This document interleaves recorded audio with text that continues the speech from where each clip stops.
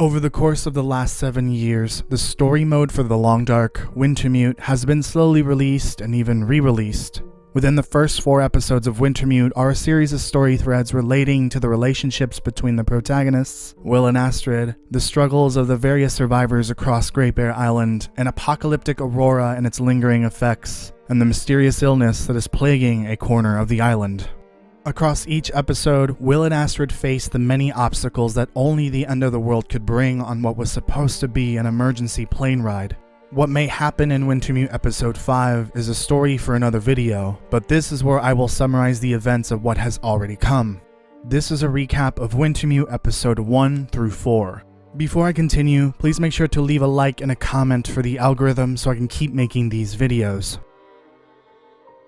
Before I begin the recap, I need to clarify something ahead of time. For the sake of video editing, I will not be showing the cutscenes for Wintermute for the most part. It would be a nightmare to put together the cutscenes in a way that lines up with this voiceover. Instead, I will show a picture that is relevant to that moment in the game. I will splice in a few cutscenes that I feel are important enough to include. I hope you understand that this will make the editing process much easier. Also, do keep in mind that the voiceover for this video was recorded over various sessions. My voice may not be consistent across the video. Thank you for understanding. Let's begin then.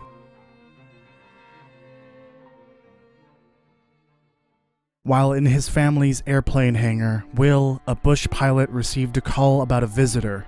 This visitor was his ex-wife, Astrid Greenwood, a doctor and researcher. She asked to be taken to Great Bear Island for an emergency and requested him to not ask any questions. She had a mysterious hard case with her, which prompted him to ask questions she didn't want to answer. It was a huge task due to the storm outside and the troubles from their past, but he agreed. Mid-flight, as they conversed about their past, a massive aurora occurred. This sparked an electrical failure for the plane, causing them to crash on Great Bear Island. After crashing, Astrid found herself in the crashed plane while Will was launched out of it into a ravine. He miraculously survived the fall, but this separated him from Astrid. She tried to find him, but the storm continued to rage. While Will rested in a nearby cave overnight, she would leave cloth markers behind in order to keep track of the plane's location. She had to leave Will and the hard case behind in order to get him help. During the initial night following the first aurora, which has been dubbed as the First Flare or the Great Flare, Astrid would eventually find the town of Milton. There, she would run through the streets looking for help. She discovered that a group of escaped convicts that were on their way to Blackrock Penitentiary had forced the townspeople into the now burning schoolhouse. During the night of the First Flare, follow-up aurora events would spark electrical fires across the island, which would be dubbed the Night of the Lights. This was the night that started the quiet apocalypse, and also the night that the town of Milton would die. She tried looking for help, but there was no one left that could help. Outraged, she fought the convicts across the town. She left the word perseverance in the hopes that Will was still alive. She would narrowly escape through the collapsed tunnel, unfortunately leaving him and the hard case behind. The following morning, Will would awaken and escape the ravine. He would find his old family plane in pieces and Astrid's hard case. Following Astrid's cloth markers, he would discover the town of Milton and one sign of life. Inside the large house was a blind old woman named Greymother. As Will approached her, she shot her rifle, which nearly missed him. She warned him that she was very capable of shooting him despite her blindness. Greymother had been robbed the night before by the convicts and was especially wary of strangers. She recognized him as a mainlander, which had a bad reputation on Great Bear Island. Will asked her for help, but she was hesitant. She heard a whisper in the night of a woman screaming, but her mind was foggy. She promised to try to remember what she heard if he replenished the supplies that were stolen. At the gas station convenience store down the road, Will encountered Methuselah, an old man with strange words to say. While everyone seemed to have disappeared, he was there to witness the passing of an age. Will didn't believe his warning of an apocalypse, but Methuselah wasn't making it easy to understand. From here, Will was able to secure the supplies that Greymother needed. Upon his return, she would offer details of what she remembered. She did indeed hear a woman screaming for help. It seemed that no one was able to help her. This was the moment when Astrid was running around looking for help with the convicts and the burning schoolhouse the night before. Greymother also recalled she heard something about men that had come from the tunnel. From this, she directed Will to go to the tunnel down the road. At the collapsed tunnel, Will found the word Perseverance written in blood on the inside of the crushed prison bus. This was Astrid's message to him in case he survived. Returning to Grey Mother, he delivered the bad news to her. With the tunnel collapsed and her blindness, she was effectively trapped in Milton. Will knew that she made it out of Milton, so he needed an alternative. Astrid's message was indeed important because Grey Mother knew of a place called Perseverance Mills. This must have been where she was originally planning to go, and the message was a clue. Grey Mother remembered something else that was important, but her foggy mind blocked a direct path to it. She told Will to go to the farmhouse on the edge of town and acquire the safety deposit key. From the credit union, he would find something she needed. At the Paradise Meadows farmhouse, Will discovered a severely injured convict named Hobbs. Hobbs spilled the information that revealed the fate of the townspeople and Astrid during the Night of the Lights. She had indeed escaped through the tunnel, but she had been injured by the convicts. Will provided choice words for Hobbs, considering what they had done to Astrid, the townspeople, and Grey Mother. He was given the option to remove the knife that was ailing him or end his misery for his deeds. With the safety deposit key in hand, Will discovered what Grey Mother requested, a pearl necklace that belonged to a lily. This was her daughter, who had died a long time ago. The pearls reminded her of the climbing gear and maps she left behind, which would help Will escape the dead mountain town. From here, they would part ways in order for him to escape and her to live her final days with her fading memories. At the nearby park, the rope he found among Lily's belongings would help Will get most of the way down the climbing area before breaking. He would fall safely down into the old climbing area and find Methuselah once again. This stranger in a strange land continued to insist that these were the end times. Mankind was paying for its sins, but not through religion, through redemption. The lights in the sky were a reckoning, bringing the end of the world. The strangest part of this conversation was that Methuselah revealed his knowledge of Will's actions against Hobbs. Despite his warnings, Will still didn't believe that they were in the end times. Past the climbing area, he would find a cave that would lead him out of Milton. On the other side, his troubles would continue. He would find that a massive bear was moments away from ripping a man apart. Will managed to grab the trapper's rifle and take a single shot. This scared the bear and allowed him to save the stranger from an untimely death.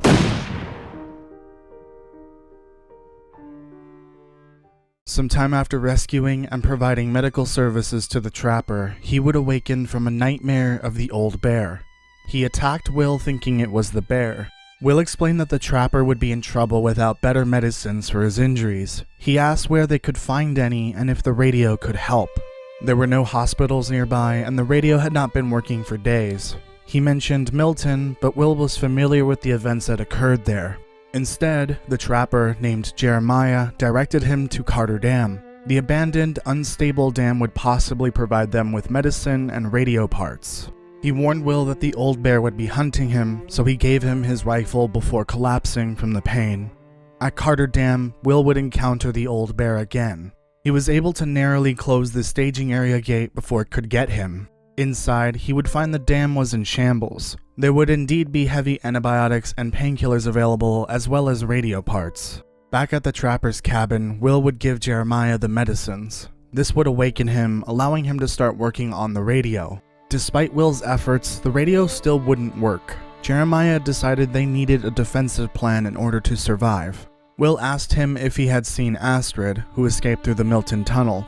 Jeremiah revealed that she would have not come through the area and that Will would need to go through the mountains to reach her. She needed to reach Perseverance Mills, so that's where he was going.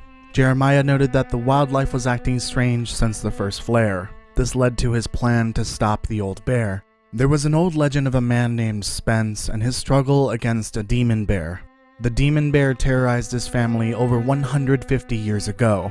Rifles did nothing to the demon bear, so he forged a special spear. The bear's spear was effective and drove off the demon bear. While Spence died, he freed his family from the demon bear's tyranny. Jeremiah insisted that they needed this bear spear to take on the old bear. It would be the best defense against it, which didn't seem to care for bullets. This would give Will a chance to survive long enough to find Astrid. Across the Muskeg and down the broken railroad, Will would reach a locomotive engine that blocked the path. As he climbed in, the old bear was there in time to ruin his day. The train would flip over, knocking him out. The next night, the fugue state for the aurora lights would break, and with them came their power. Methuselah was found camping nearby. How he managed to get there and avoid the bear is unknown. He even knew about the bear before Will could mention it. With the aurora lights, Will was finally starting to understand Methuselah's warnings. The lights were a reckoning after all. The power returning and the strange wildlife behavior were just the beginning. Continuing on his journey, Will would eventually find the old hunting lodge, which is where Spence's spear ended up going. There, he discovered it was broken and needed to be reforged. The nearby Briarhouse maintenance yard offered what he needed to bring the bear spear back to life. On his journey back to the trapper's cabin, Will spotted the old bear spying on him as he left the muskeg. At the cabin, he would reveal that Jeremiah's story about Spence's spear was indeed real. The bear spear would be the key to their survival. Jeremiah asked if Will had seen the aurora. He believed that the power returning with the auroras would be the key to getting the radio to work. He could hear garbled messages and static, but they needed a way to boost the signal. There were relay towers across the island that would contain the signal boosting parts they needed. With the bear spear, Will had a fighting chance against the old bear. Will didn't understand how this would help him find Astrid, but Jeremiah made it clear there was more at stake here. He needed the radio for something important. He promised him though that Perseverance Mills would be the first place he called if Will got back with the signal boosters. Back in the muskeg, Will would find the relay towers scattered across the area. With the old bear hot on his heels, he was able to extract the signal boosters from the towers. The old bear would charge after Will, allowing him a chance to raise the bear spear against it. After collecting all 3 signal boosters, the old bear would charge one final time. This time, it would overwhelm Will, allowing it to drag him to its den. Miraculously, Will would find himself alive inside the old bear's domain. He would traverse the bear's den in order to look for the bear spear. Once he found it, it was time to face the old bear one final time. After charging against the spear-wielding bush pilot, the bear finally faltered. The old bear was no more, and the legend of Spence, the bear, and the spear would come true. Only this time, the spear wielder survived. Exhausted upon his return, Will collapsed on the floor of the cabin. While he rested, Jeremiah would take the signal boosters and get to work on the radio. Sometime later, an aurora would light up the radio. Will would awaken just in time to call Perseverance Mills. Through his call, he learned something alarming about the town. There was an active quarantine situation there, and the town desperately needed help. While trying to adjust the radio, it exploded. This destroyed their only chance to communicate with other people. More importantly, it ruined Jeremiah's chance to get a message out. It was vital to their survival, even if Will didn't know it. He needed Will to do it now since he was injured. If he delayed the delivery of the message while recovering, it would be catastrophic for their chance at survival. Going through Carter Dam, Will would eventually find Signal Hill. There, he could use the radio tower to communicate during an aurora. He needed to call someone named Atwood and deliver the message, Wintermute, to them. It was cryptic, but important. Atwood needed that message as soon as possible, so without delay, Will would depart from the cabin. After Signal Hill, he could reach Perseverance Mills and hopefully find Astrid. In the dam, Will would need an aurora in order to get through. Traversing it before was dangerous, but now it was deadly. The aurora lit the dam, causing many dangerous electrical obstacles. Clearing through those obstacles, Will was able to reach the very end of the dam and a back exit. Just before exiting, he would encounter a not-so-pleasant bash to the back of the head. Later, Will would awaken to a mystery man wearing the same clothes that the other convicts had been wearing. The convict had tied Will up and demanded to know what was in the hard case. He had no idea what was inside or how to open it. The convict insisted that locks were a thing of the old world. He demanded to know how to open it and beat him for refusing to tell him. Will insisted he had no idea how to open it. The convict had seen his ID and asked if he had a plane, which unfortunately for him, it was in pieces. He didn't like this response and thought it was a lie. He threatened to do to him what he did to the woman he had encountered earlier in the dam. This frightened Will, considering it could have been Astrid. The convict decided to show him what he did and bashed his head again with the back of a hatchet. Following the events of the Night of the Lights, Astrid found herself dying from hypothermia and blood loss. She had fallen unconscious in the snow beside a tunnel outside of Pleasant Valley and was discovered by a stranger led by a raven the following morning. Days would pass as Astrid would recover from her injuries. She would awaken and be introduced to her savior, a woman named Molly. She was inside her kitchen resting by a fire. Molly explained their current situation, including that only the rotary phones were working properly. Astrid told her everything that happened, from the plane crash to the tunnel. Molly wasn't familiar with anyone coming into the valley that sounded like Will. Astrid would continue to rest from here. The last thing she could hear was the sound of Molly locking her inside the house. The next morning, Molly would return from a hunt with a bag of meat. She had put the kettle on, which woke up Astrid. Molly wanted Astrid to answer some questions, so she started by introducing herself.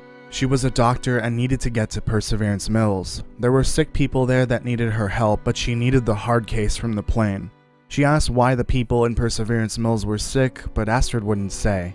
She asked Molly why she locked the door from the outside, but all she could say is that it was for her own good.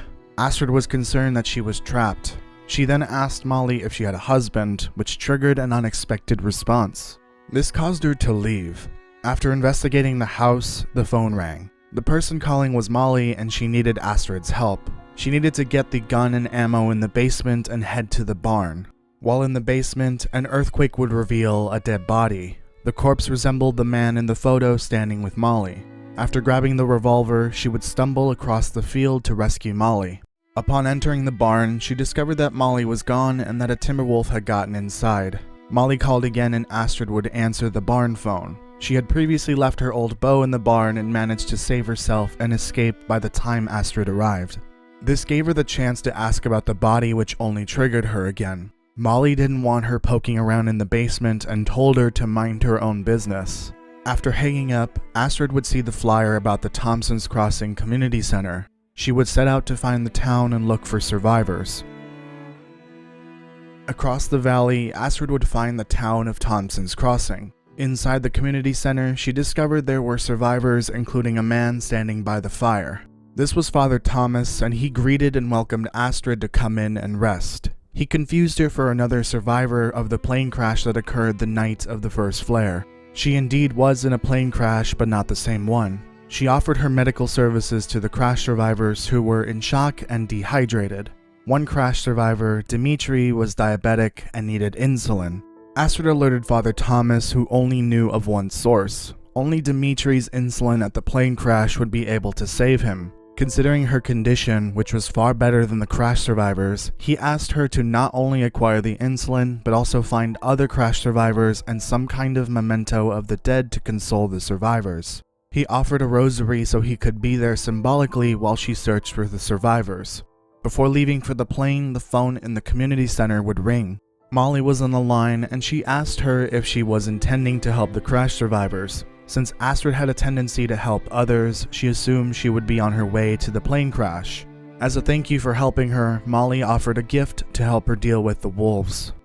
At the plane crash, she would find the passenger manifest, the ID cards of the deceased, Dimitri's insulin, and a lone survivor named Gwen. Gwen was in extreme pain and wished for her suffering to end, but Astrid wasn't going to let her die. This triggered a flashback to Astrid's time at the Seraphim Sleep Research Center. She was working in her lab when someone called her office number. It was a stranger that was asking about the cure to the mysterious illness plaguing Perseverance Mills. Astrid had told her not to call her and that the cure was locked away. The stranger insisted that things were getting worse and they needed help soon. Astrid was reminded that Will could be her ticket to Great Bear Island, but she wasn't sure about it. She promised the stranger that she would try to help as soon as possible. Returning to the plane crash, Astrid would administer medical services to Gwen and carry her across the valley. On her way to Thompson's Crossing, she would run into a burned-down house by a river with a functioning phone. Astrid was confused how Molly knew she was near a phone. In reality, all Molly had to do was wait until she got near one. It turned out though that she was spying on Astrid while she was carrying Gwen. The purpose of the call was so that they could tell each other about their man. Molly had gotten upset about Astrid's discovery of her dead husband, so she told the truth. Astrid noted that she didn't sound upset about his death. She wasn't the one that killed him, but she had allowed wolves to kill him in front of her. At the community center, Astrid would put Gwen down to rest, administer the insulin to Dimitri, and hand out the ID cards to the survivors. Through the process of giving these mementos, Father Thomas wanted to start the healing process for the survivors.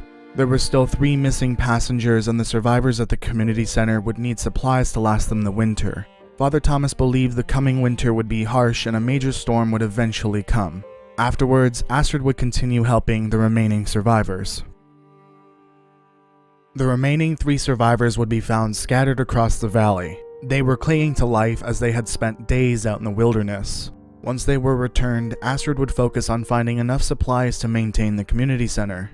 Using the supplies from the crashed plane, the town site, and the surrounding valley, she would acquire enough for the crash survivors to last through the winter. Father Thomas was grateful for her efforts to help the survivors. While he sheltered, fed, and consoled the survivors through their grief for their loved ones, she was out risking her life to do the things he couldn't do. Together, they gave these people a fighting chance to live and start a new life in the quiet apocalypse. For her work, he offered Astrid some assistance with her mission.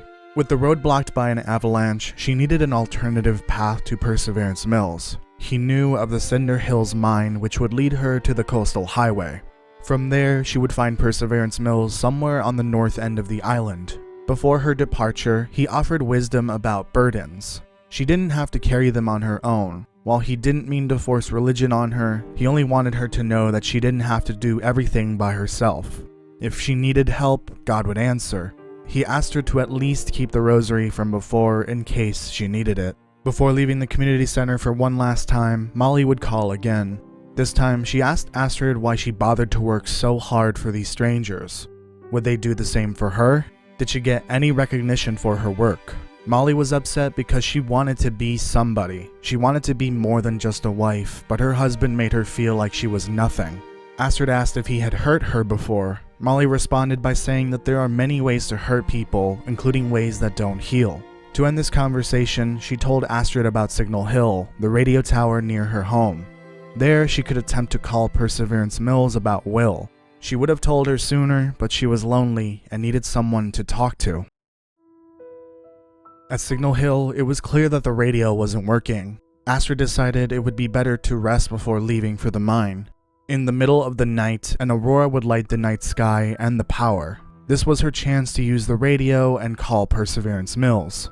During this radio call, she could hear Will trying to talk to a stranger from Perseverance Mills. This was the exact same call that Will made from Jeremiah's cabin while he learned about the Perseverance Mills quarantine. This was the first sign for Astrid that Will was still alive. They were both converging on Perseverance Mills.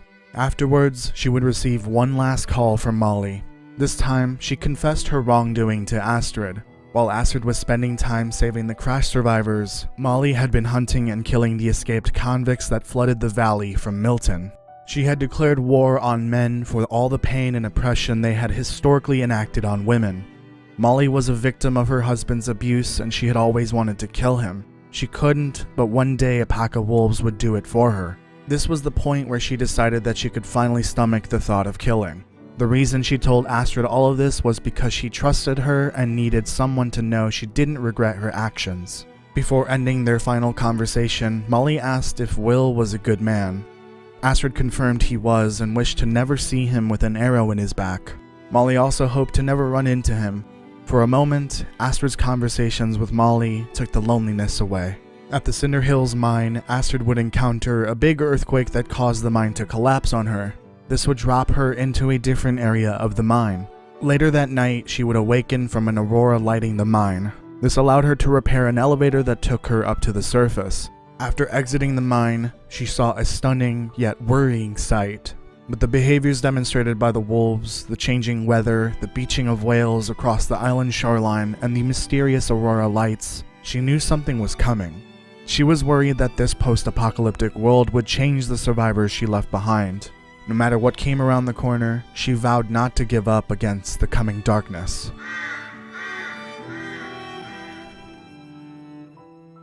After being tied to a chair, beaten, and kidnapped by the Blackrock Penitentiary convicts, Will Mackenzie would awaken while in transport to the prison. He would slowly regain consciousness as the prisoners carrying him were spilling the beans over their plans, including the name Donner.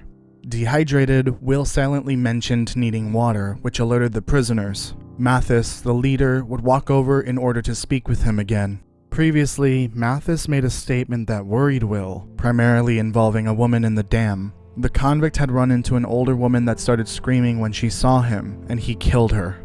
Will was worried that this woman was Astrid. Mathis wondered if this concern involved the hard case. Despite not knowing how to open it, he assured Mackenzie that they would find a way.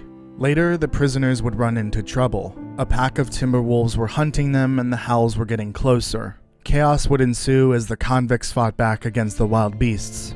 This gave Will a chance to escape as the medical stretcher he rested on slipped into a ravine. He ran down the ravine and came across the prisoners that were carrying him as they conversed.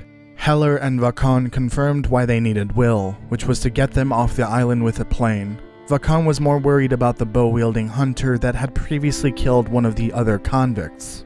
Further down the ravine, Will discovered an abandoned cabin and an old saw blade. After cutting his bindings, he would climb out of the ravine only to run into Mathis again. The prisoner leader used the hard case to smash him in the head, knocking him out. The last thing he said to Will was that they had plans for him. Inside the prison, Will would awaken inside a cell next to the former warden of Blackrock, Franklin. Franklin whispered to him to get his attention. He explained how the power had been out for several weeks prior to the auroras, and that there was no hope of outside help. He also assured him that they were certainly being kept alive for a specific reason. Franklin knew Mathis from before his transfer to Blackrock. Despite it being a fortress, it wasn't enough to contain him.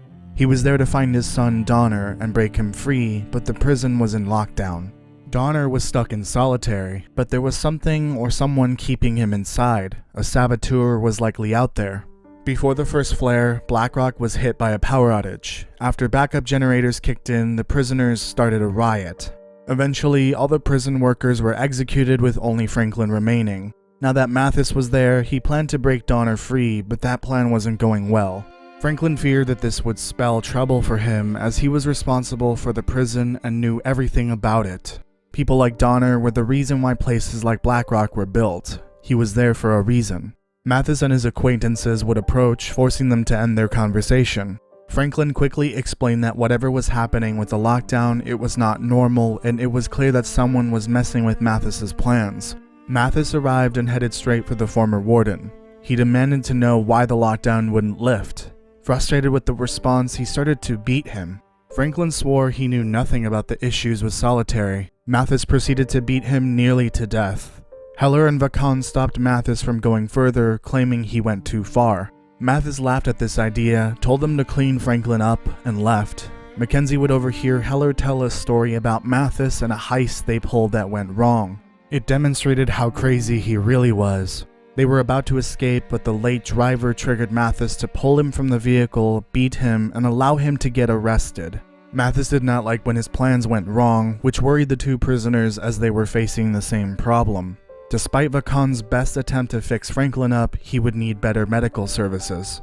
Will would volunteer to retrieve the medicine. After some hesitation, the two convicts agreed to allow him to do it.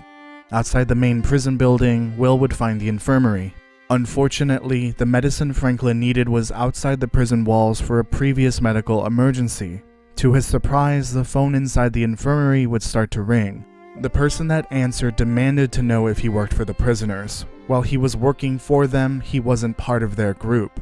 Will wanted to know where the caller was, but they wouldn't answer. The caller would eventually confess that they were working to ensure that Donner stayed in solitary forever, and that Will needed to pick a side in this battle. Afterwards, Mackenzie would go outside the prison walls to retrieve the emergency medicine he needed for Franklin. He found it on the corpse of a prison guard not far from the prison. Returning to the prison, Will would administer medicine and proper medical services to Franklin. Fortunately, he had some experience with it thanks to Astrid. The former warden needed Will to understand how solitary worked. It had its own locking circuits, which is why Mathis hasn't opened it yet. If the prisoners discovered this, they would finally break in. Fortunately for them, there was indeed a saboteur out there trying to stop Mathis. Mackenzie explained that he was able to talk to them. Franklin wasn't surprised that the rotary phones still worked, and requested that Will continue to work with them. With Mathis being the greater danger, they needed to trust the saboteur. Again, Mathis would approach their cells, forcing them to cut things short. Despite making it back to his own cell, Mathis realized that the door was opened. He knew that Heller and Vacon were incapable of fixing Franklin up, so they would send Will out instead. He explained to Will that being an errand boy would eventually get him killed. Now that the secret was out, he wanted Mackenzie to work for him. Will asked why he should do that, to which Mathis reminded him about the hard case in his possession. Threatening to hurt the former warden again, he told him to do this with urgency. At the power plant, the saboteur would call once again. Somehow she knew that Will was at the power plant and was trying to fix it. It was obvious that the power should have been working just by observing the plant. So far, Will understood that the Auroras had something to do with the way the power works, but he wondered what she knew. The two desired to build trust with one another in order to work together. To start, the saboteur introduced herself as Jace. She also explained how she ended up at Blackrock and what she heard and witnessed the night of the first flare. She saw the end result of the prison takeover by the convicts and the corpses of their victims. From this, she reiterated her intentions to stop Donner from escaping. Will had dropped the news that Mathis, Donner's father, was in Blackrock and trying to break him free. She panicked and decided they needed to work together in order to stop him. Jace desperately needed Mackenzie's help to do this. In return, she would tell him what she knew about the Auroras and the power. He needed to enter the steam tunnels and destroy the locking mechanism underneath Solitary. This would prevent Donner from ever escaping. He was a source of pure evil, and allowing him to escape would put many innocent lives at risk. Will agreed that this was the best course of action. Inside the steam tunnels, he would have to melt through the frozen passageways in order to reach the locking mechanism. By destroying it, he seized the Solitary circuits and stopped the convicts from freeing Donner. After returning to the prison, Franklin would call for Will again. It should have been obvious that Mackenzie failed to solve the power problem. He also explained that he spoke with the saboteur again and told him about their plan to stop Mathis. Shortly after, Mathis and crew would approach and question Will about the steam tunnels.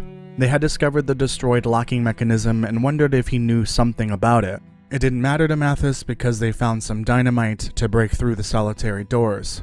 This triggered Franklin, who feared the damage they could do to the prison. Next, he interrogated the former warden about detonator caps, which were needed to detonate the dynamite. He explained that they didn't have any, and that the dynamite in storage was old. He did offer the location of a local mine, which is where Will would be sent to find the detonator caps. Across the Blackrock Valley, Will would find the last prospect mine. Inside, it would take some careful navigating to reach the abandoned detonator caps. Upon approaching the exit, the phone inside the mine would start ringing. Will explained to Jace that they had a new problem. Despite their efforts, Mathis had a new plan. She decided it was time to use the metaphorical nuclear option. A name slipped in conversation that was familiar to Will. Jace explained that she was late and that Atwood was going to be upset. He interrupted and expressed the need to see Atwood immediately. Jace worked with Atwood at the Suzuki radio telescope and explained what she suspected. She believed the problem with the auroras and everything else going on was astrophysical in nature. Suzuki is too important to lose, so she needed to protect it and Atwood at all costs. This is why she had been fighting to stop Donner from escaping. With Suzuki, the prisoners could take over the island and cause untold suffering. If they discovered its existence, they would have access to valuable resources. Because of the nature of their work there, Suzuki would be shielded by the effects of the aurora, which is why it could be the key to their survival. In order to proceed, Jace would formulate her plan while Will continued to give Mathis the detonator caps as planned. As he left for the exit, an earthquake would shake the mine. It would collapse onto him, knocking him out until the following night. An aurora would awaken him and light up the mine. He would be forced to use an alternate path out of the mine and to the prison. At the front door to the main building, Mathis, Heller, and Vacon would greet Will and take him in for questioning. With Will tied to a chair, Mathis explained how he knew Mackenzie had been lying to him. Of course, he denied the accusations, which enraged Mathis. While away, Franklin was interrogated and beaten to death, but not before he spilled the beans. Mathis knew everything about Will, the saboteur, and their plans to stop him. Despite having captured him for an escape plan, Mathis decided he was no longer needed. He realized that Great Bear Island could be his kingdom and they would be free to do whatever they wanted. Therefore, Will and his piloting skills were no longer needed.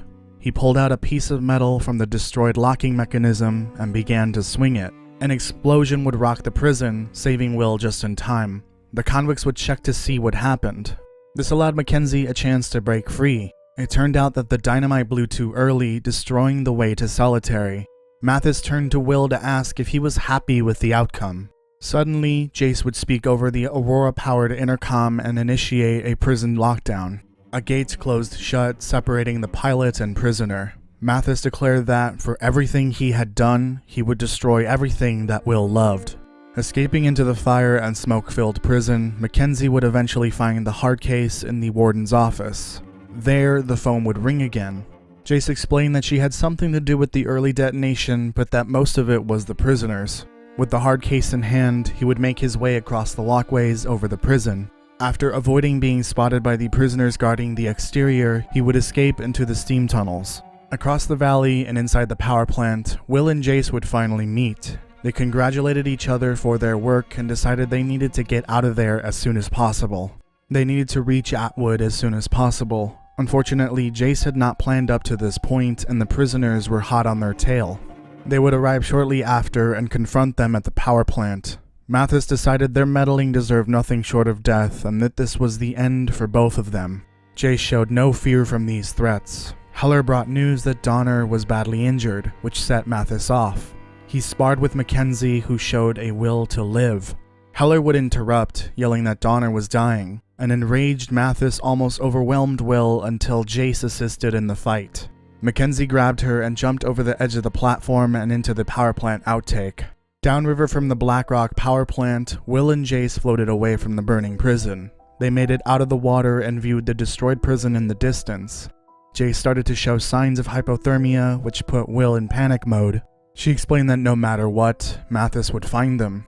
No matter what they did, he would not stop until they were dead. All they could do was survive and prepare. They sat there under the aurora lights as Blackrock was left to burn. Shifting perspective, Astrid would reappear on a boat floating in the waters along the coast of Great Bear Island. She would eventually reach the town of Perseverance Mills. At the docks, two strangers with face coverings would discover her. They believed she was an outsider and not a drowned quarantine breaker. After this, another stranger with a familiar voice would appear. This stranger recognized Astrid and explained that she could not be infected. This person, named Jane Yang in the credits, was the woman calling Astrid while she worked at Seraphim. She was concerned about the town and the plague afflicting the people there. Dying of dehydration and hypothermia, Astrid asked for water. Jane started to search the boat, but couldn't find it. She asked where it was. The cure, the solution to the illness plaguing the town of Perseverance Mills, was in the hard case. Unfortunately, Astrid did not have the hard case and she had no idea if Will had it. All she knew was that he was on his way there. All she could do was hope.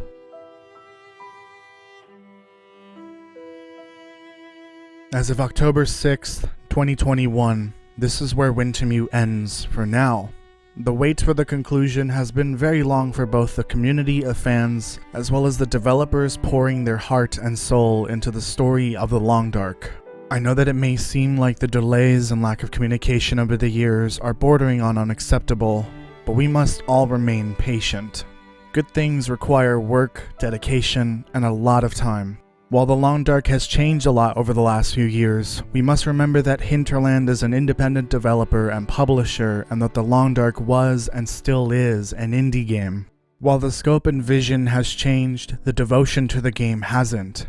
The shift in focus with the paid DLC and the recently announced sequel to the Long Dark doesn't change anything. Like all game companies trying to create something they are proud of, they also need to plan for the future. The future for Hinterland is so bright, and the transformation of the Long Dark into an IP has expanded the possibilities. This requires a level of work, dedication, and time that I'm certain Hinterland wasn't prepared for. No one can predict the future, but you can only do so much to prepare for the possibilities. Right now, all we can do is remain patient. Wintermute Episode 5, The Light at the End of All Things, is closer than ever with each passing day. It will be the biggest episode for Wintermute, and also likely the biggest update to the Long Dark. Seeing as Black Frost, The Long Dark 2 is only a few short years away, Episode 5 is not the end of the Long Dark. Even if this apocalypse is here to stay, every long dark tunnel has light at the other end. All one can hope is to live long enough to see the beauty in between the darkness and the light.